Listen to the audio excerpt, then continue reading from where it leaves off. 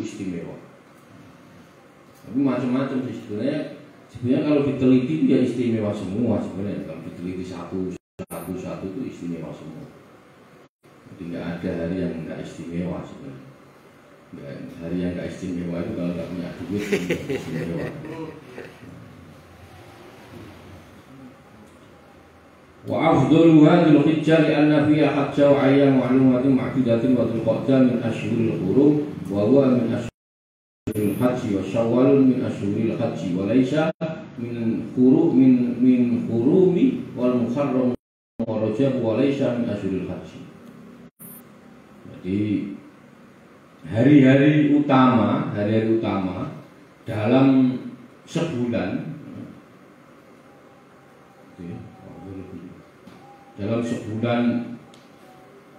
jadi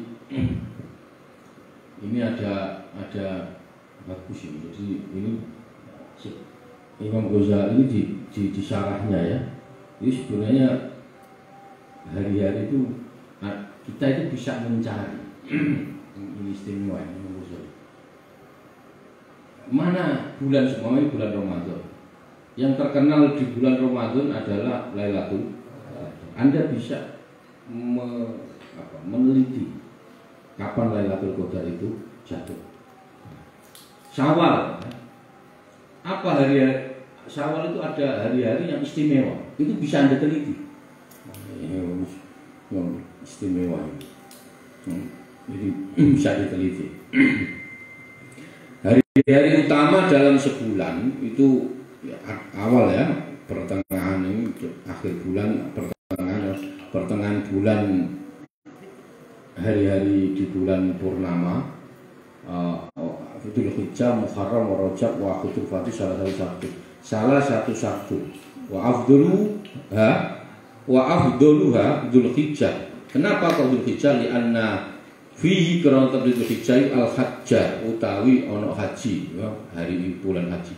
Wa ayyamal ma'lumati dan pira-pira dina pira-pira kang ya diketahui wal ma'dudati dan beberapa hari yang dihitung. Wa dzulqa'dati utawi wulan dzulqa'dah min asyhuril hurum saking pira-pira wulan asyhuril hurum. Wa utawi dzulhijjah min asyhuril haji. Dzulhijjah wulan haji. Wa syawal utawi wulan syawal min asyhuril haji saking pira-pira wulan haji. Wa laisa lan ora ana syawal min al-hurumi saking min hurumi iku saking wulan sing dimulekno. Wal muharram utawi bulan-bulan muharram wa rajab bulan rajab. Laisa iku ora ana muharram rajab min asyuril haji saking saking pira-pira wulan haji.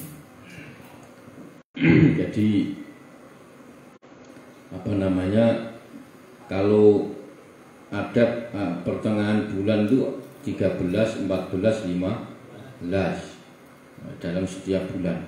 Ada hari-hari utama dalam sepekan. Seminggu itu ada hari-hari utama. Apa itu? Senin, Kamis, Jumat. Nah, ini diteliti gitu ya. Nah, hari-hari utama ini disunahkan untuk puasa. Senin, Kamis, Jumat untuk puasa. Terus, nah, kalau sampai sekali-sekali tadi itu Kamis, Jumat, Sabtu puasa, itu sama kayak 900. Oh, coba. Sebenarnya berarti semua itu sebenarnya hari istimewa. Ini berarti nggak begitu cocok dengan hitungan Jawa. Kalau hitungan Jawa kan kamu nikah siapa Yuda, lahirnya tahun ini sama ini, wah ini nggak cocok ini.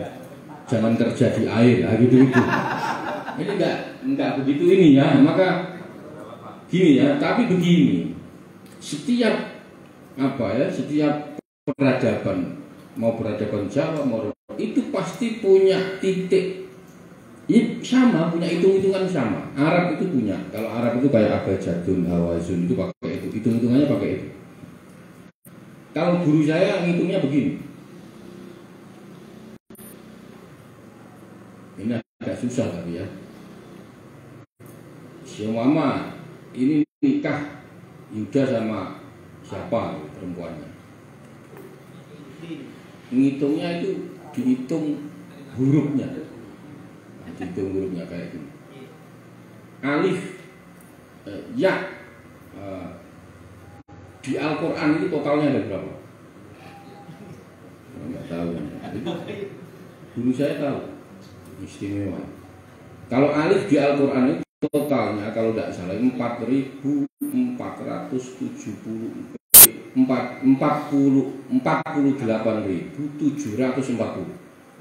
itu alif di Al-Quran. Lu kan dihitung. Ini wah ya susah belajar ini ya, sama ngitung Al-Quran dulu. Mau baca Al-Quran sebelum hafal. Nah, kalau tak ajarin ini sampai takutnya jadi dukun, wah bahaya ini ya. Jadi apa namanya, ada hitung-hitungan seperti itu ada. Nah, maka sebenarnya Quran itu punya rahasia yang banyak sekali. Cuman kadang ya, orang itu sekedar dibuat perlombaan. Pokoknya lomba baca Al-Quran hadiahnya umroh. Nah itu gitu aja. Jadi kayak contoh lam, ya, semua Yuda, ya itu nanti dicari. Ya itu di Al-Quran ada berapa? 25.717. Ya dal itu di Quran ada berapa?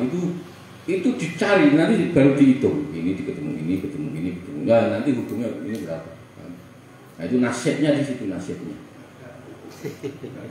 Ya tapi ini prediksi itu bisa benar bisa salah. Tapi kalau yang prediksi dukun sama saya kan lebih percaya saya sama. Loh iya, ilmunya lebih tepat. Loh ada aturan. Loh ilmu itu kan ada rumus gini loh ya. Dunia itu harus ada standarnya ilmu. Kalau enggak ada repot.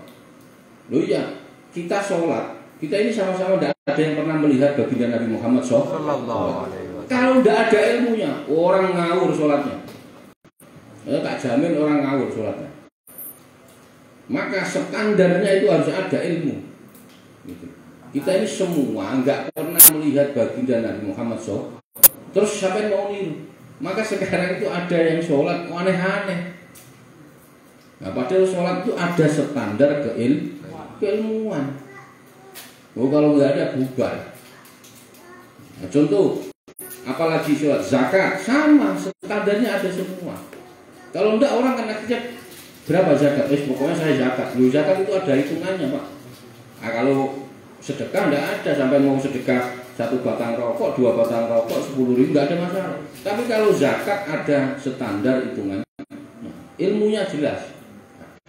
Haji sama. Oh kalau enggak ada ilmu. Jadi apa ya? Ilmu ini harus jadi patokan utama untuk saya itu. Sampai menjalankan apa saja. Nah, cuman ilmu itu ada yang umum, ada yang khusus. Contoh gini, ilmu umum itu contoh begini. Ilmu umum itu contoh begini. Kalau ada orang datang ke saya, Gus saya mau bangun. Nah, kalau bangun itu berarti pondasi. Mau lantai 1 apa lantai 2 gitu ya. Standar lantai 1 berarti cakarayanya sekian. Cakarayanya sekian. Berarti pakai besi yang ukuran sekian. Ya. Pakai lah itu umum. Itu harus dipakai umum. Kalau enggak bisa ambrol hitungannya. Nah itu ilmu umum. Nah tapi ada yang ilmu khusus. Ilmu khusus gimana? Sampai mau bikin rumah, ya kalau bisa menghadap ke selatan. Khusus, nggak boleh ngomong satu desa rumahnya menghadap ke selatan semua, bahaya ini. Maka ada 1-2 orang yang sampean kalau mau bikin rumah menghadap selatan. Nah ini khusus, nggak bisa dicampur. Nah ilmu umumnya standar bikin bangunan itu harus cakarayam sekian, besi sekian.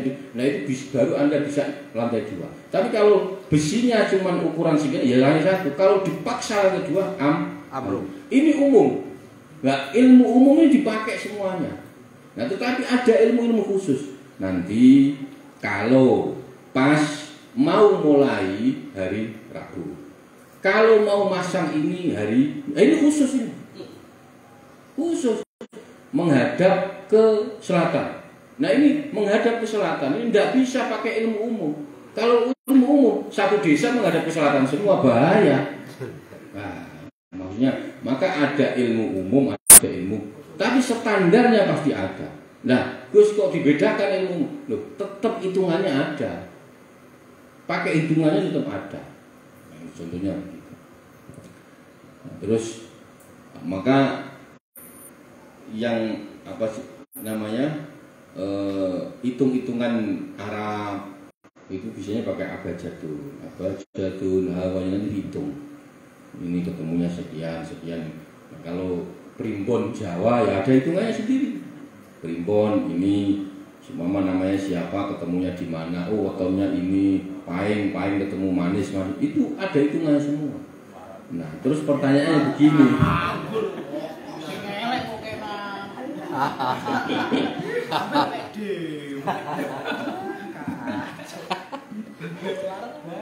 Jadi apa namanya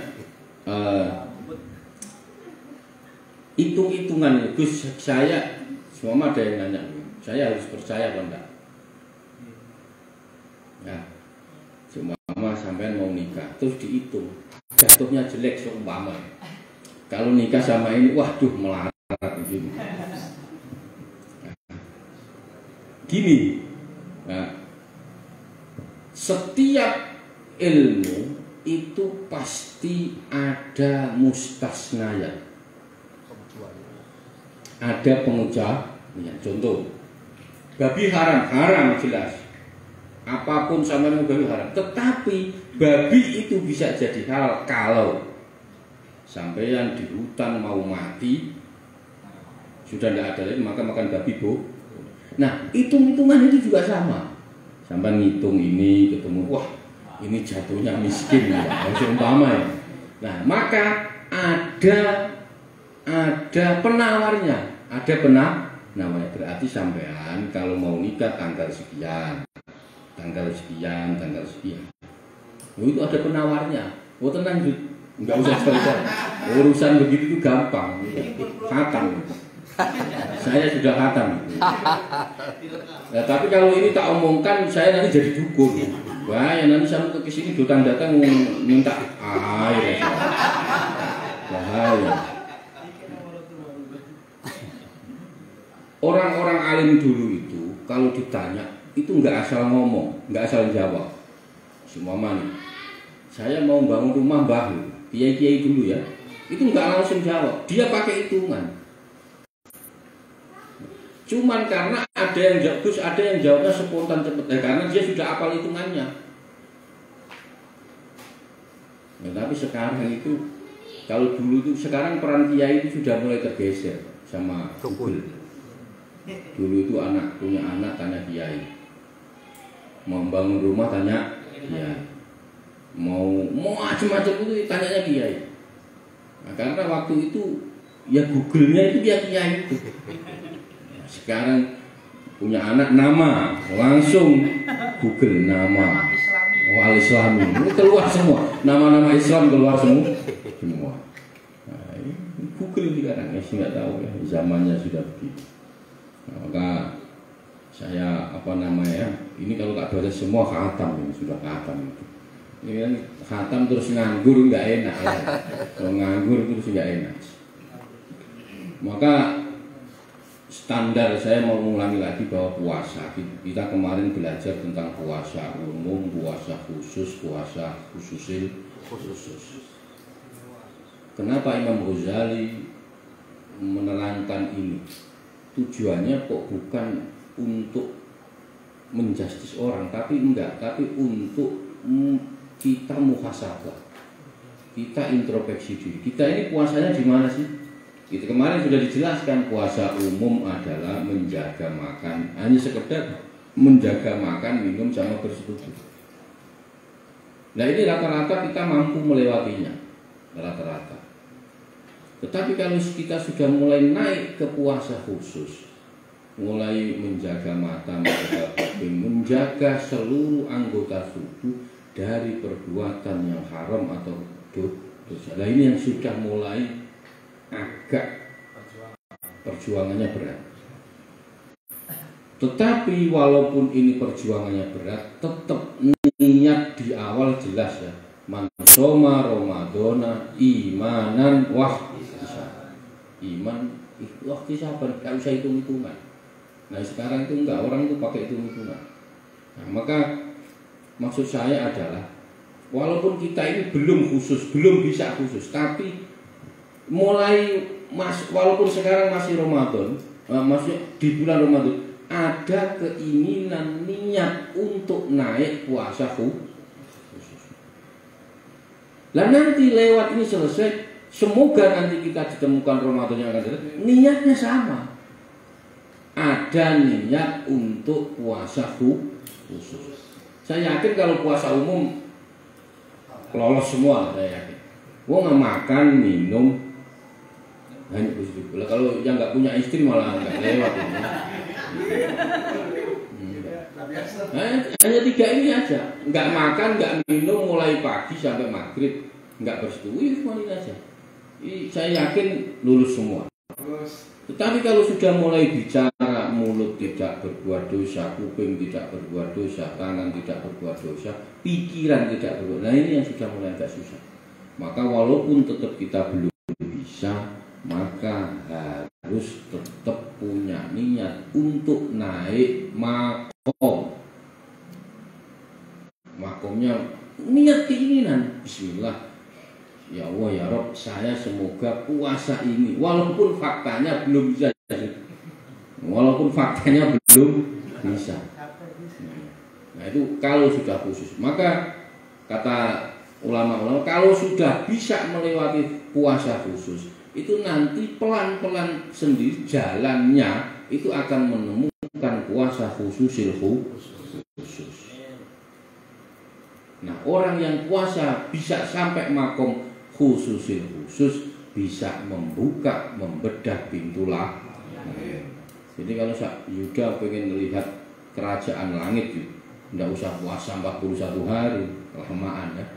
Tidak usah, pokoknya sampai kalau puasanya masuk di makom khusus pasti bisa membedah. Ini yang ngomong Imam Ghazali, yang jauh Imam.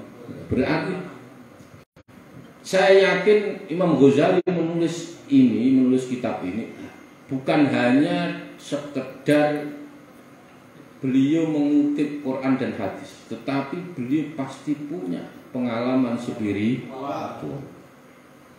Sampai bisa ngitung kalau Lailatul Qadar 21, 23, 25. Ini kan berarti pengalaman spiritual.